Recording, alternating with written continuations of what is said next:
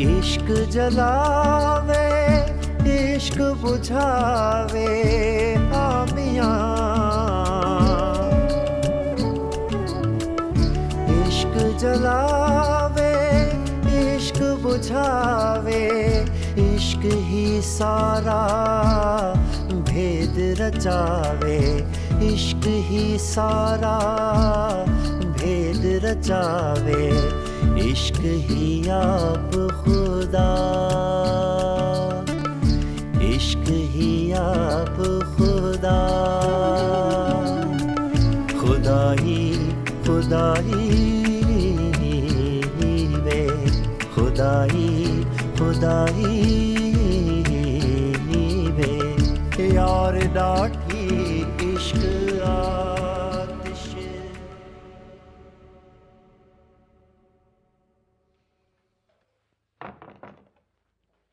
वालेकुम अस्सलाम। भाई खूब सोई आज तुम? हाँ, बहुत थक गई थी। मैंने भी इसीलिए नहीं उठाया।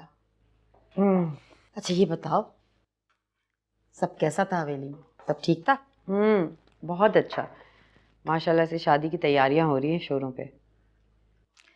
सारी बातें एक तरफ, असल बताओ, नूरजहां बेगम के क्या रवैये थे?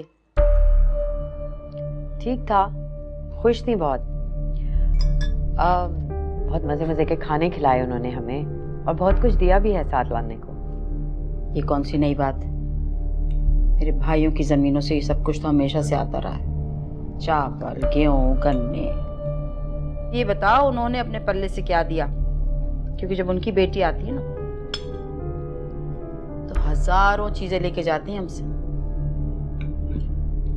तुम तो ऐसे कह रही हो जैसे उन्होंने तुम्हें 9 लाख ही थमा दिया। मैंने भी ये सोचा, नूरजहां मामी की बात हो रही है और 9 लाख का जिक्र ना आए, ऐसे कैसे हो सकता है? मगर पता है अम्मी, शुरू शुरू में वो बहुत चुप थी, मुझे समझ ही नहीं आई क्यों। तुम्हारे पेंडेंट के बारे में पूछा उन्होंने? पूछा, इनफैक्ट मुझसे सबसे पहली बात यही कही उन्होंने कि बहुत खूबसूरत है, किसने दिया है? तुमने क्या जवाब दिया? मैंने कहा ज़ैन अली ने दिया है। फिर तो जल बुझ के राख हो गई होंगी। क्यों जलेंगी भुनेंगी भाई? तहरीम, तुम नहीं जानती नूरजहां को, मैं जानती हूँ। उनकी खसलत से वाकिफ, वो क्या सोचती हैं और इसको देख के क्या सोचा होगा उन्होंने।